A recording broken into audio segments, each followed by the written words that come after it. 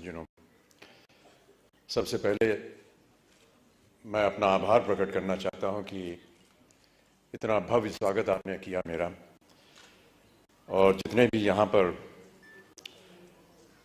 लोगों ने आकर के अपने भावनाओं को व्यक्त किया, उन्होंने बहुत सी अच्छी अच्छी बातें कही मेरे लिए।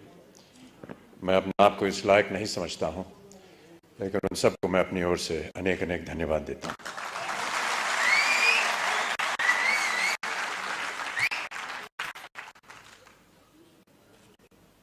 यहाँ पर जब मैं आया तो कार्यक्रम के आरंभ में आपने फूलों से मेरा स्वागत किया,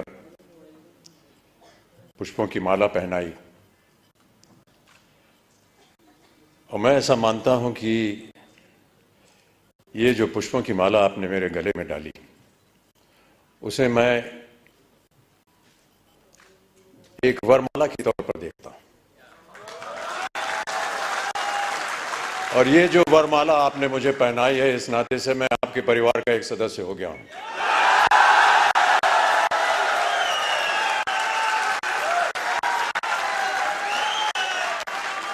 आरसीएम के परिवार अब मेरा परिवार भी है। और जितने भी वादे जिन लोगों को आज यहाँ पुरस्कृत किया गया, और जितने भी यहाँ पर सज्जन पुरुष आए हैं, जितनी भी मेहनत आप कर रहे हैं, मैं ये वादा करता हूं कि उतनी ही मेहनत मैं भी करूंगा,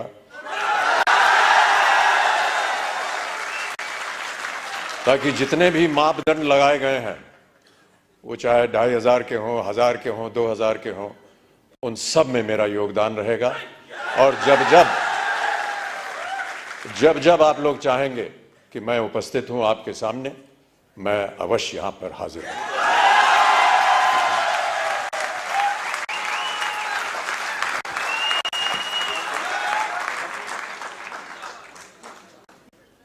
बहुत सारी भूमिका लिख करके मुझे दी गई थी यहां आने से पहले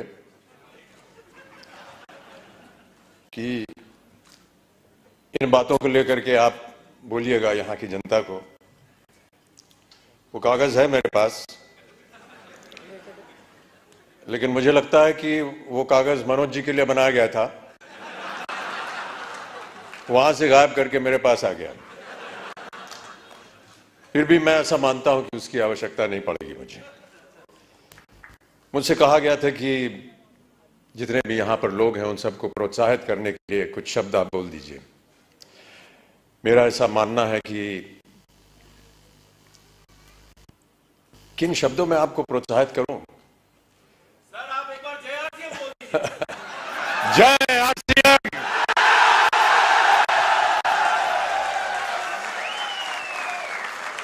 और मैं यही कहने वाला था कि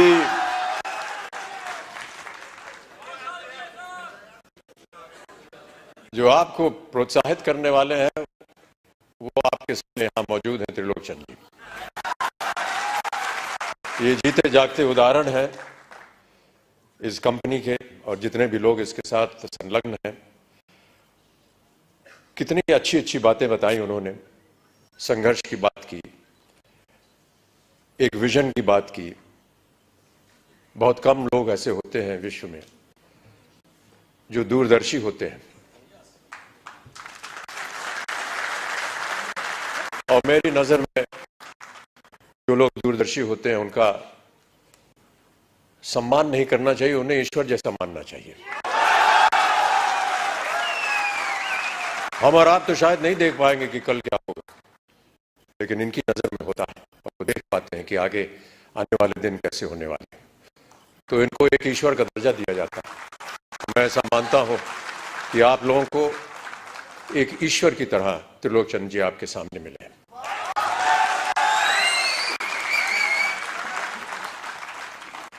यहां आने के बाद कुछ क्षण मैं उनके साथ यहां वेटिंग रूम में बिता रहा था, और बहुत सारी बातें की हम दोनों ने। और उन्होंने बात बताई कि कुछ संकट हुए उनके जीवन में। संकट हम सबके जीवन में होता है, और बहुत अच्छी बात कही उन्होंने कहा कि जब तक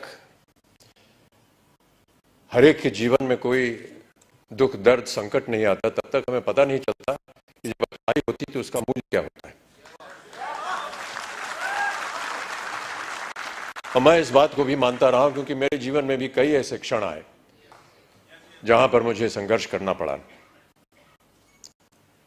कई बार हताश होकर के मैं पूज्य बाबूजी से, जब वो जीवित थे, तो उनके सामने जाकर के कहता था कि बाबूजी जीवन में संघर्ष बड़ा है। तो उन्होंने बहुत अच्छी बात बताई। उन्होंने कहा कि बेटा जब तक जीवन है तब तक संघर्ष है।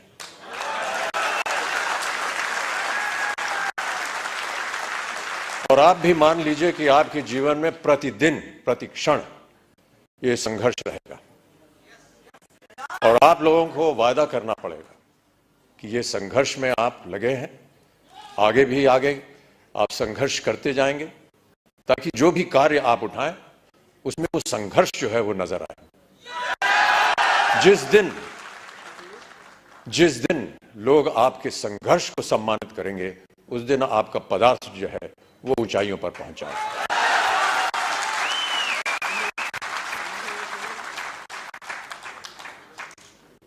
माता पिता का सम्मान करना हमारी संस्कृति रही है भारत में और हम सब हमेशा उनकी बातों को याद रखते हैं। कई बार बाबूजी से पूछता था कि मेहनत करने के लिए क्या करना चाहिए। उन्होंने कहा कि काम करना चाहिए और समय से काम करना चाहिए। एक संस्कृत का श्लोक उन्होंने मुझे बताया कि सूर्योदय चास्तमय चशाइनम जहाति लक्ष्मी रवि चक्रवर्तीनम। माने ये कि सूर्य उदय होने से लेकर के और अस्त होने तक जो इंसान सोता है वो चाहे चक्रवर्ती राजा भी क्यों ना हो, उसकी धनराशि जो है वो गायब हो जाती है। तो सूर्य उदय होने से पहले आपको उठना पड़ेगा और न्यूट्री चार्ज को आगे बढ़ाना पड़ेगा।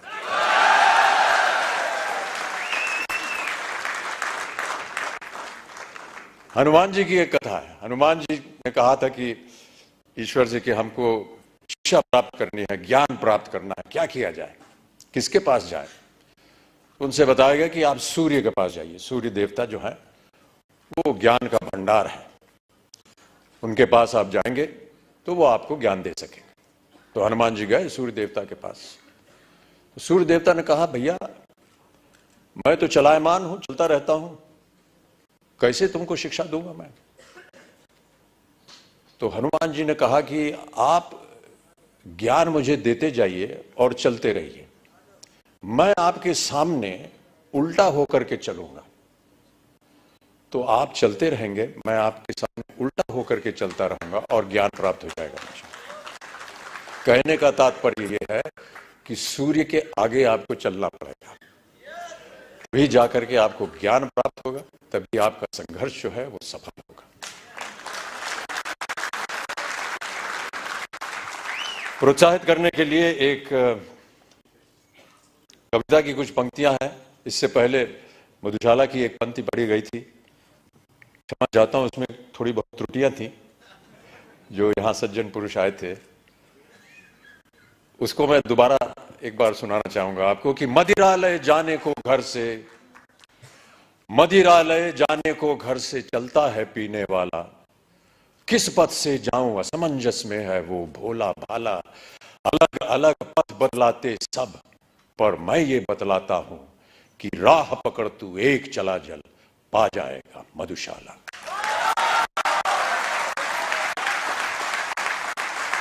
एक और बहुत सुंदर कविता है, उसके कुछ क्षण पढ़ देता हूं आपके लिए। यह है लहरों से डरकर नौका पार नहीं होती और कोशिश करने वालों की कभी हार नहीं होती।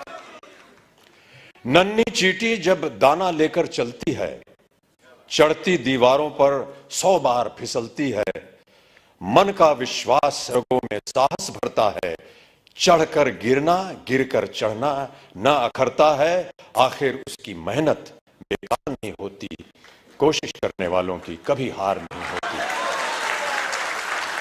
तो आपकी कोशिशें हमेशा बनी रहें।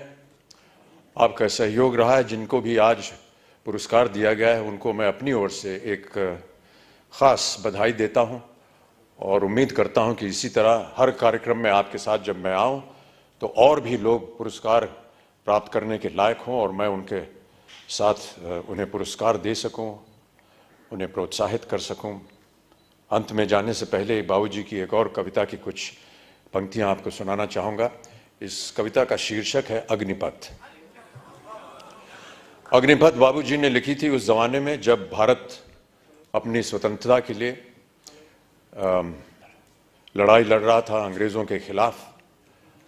तो भारत की जनता को प्रोत्साहित करने के लिए उन्होंने ये कविता लिखी थी। लेकिन मेरा ऐसा मानना है कि ये एक ऐसी कविता है जो हर क्षण, हर वर्ष, हर युग में उसका एक ही मायने निकलता है, प्रोत्साहित करती है जनता को। तो आपको भी मैं प्रोत्साहित करने के तौर पर अग्निपथ की कुछ पंक्तियां सुना देता हूं कि अग्निपथ अग्निपथ अग्निपथ, वृक्ष हो भले खड़े, हो बड़े हो घने, एक पत्र छाह भी मांग मत मांग मत मांग मत। अग्निपथ अग्निपथ अग्निपथ, तू न रुकेगा कभी, तू न मुड़ेगा कभी, तू न झुकेगा कभी, कर शपथ कर शपथ कर शपथ। अग्निपथ अग्निपथ अग्निपथ, ये महामनुष्य है, चल रहा मनुष्य है, अश्रु श्वेद रक्त से लथपथ लथपथ लथपथ। अग्निपथ अग्निपथ अग्निपथ। मैं आशा करता हूं कि आप सब इस अग्निपथ को स्वीकारें और इस पथ पर चलकर अपने श्रम से, अपने कार्य से इस अग्नि परीक्षा को पार करें और आरसीएम को और न्यूट्रिचार्ज को एक ऐसी ऊंचाई पर पहुंचाएं जहां विश्व भर में इसका नाम हो। बहुत सारे पुरस्कार इसको पहले भी मिल चुके हैं, लेकिन पुरस्कारों से ज़्यादा हमें मेहनत करनी होगी। पुरस्कार मिलते रहेंगे, आते रहेंगे, लेकिन सबसे बड़ा पुरस्कार वो होता है जब आपको अपने मन के अंदर ये सांत्वना मिलती है कि हमने जो मेहनत की वो पुरस्कार के लायक थी। बहुत बहुत धन्यवाद। और जैसा कि मैंने कहा, अब मैं आपके परिवार का एक सदस्य हो गया हूं। कभी भी आप हमको बुलाएंगे तो मैं आपके सामने हाजिर होऊंगा और आपके साथ मिल करके न्यूट्रिचार्ज को आगे बढ़ाएंगे, आरसीएम को आगे बढ़ाएंगे। बहुत बहुत धन्यवाद।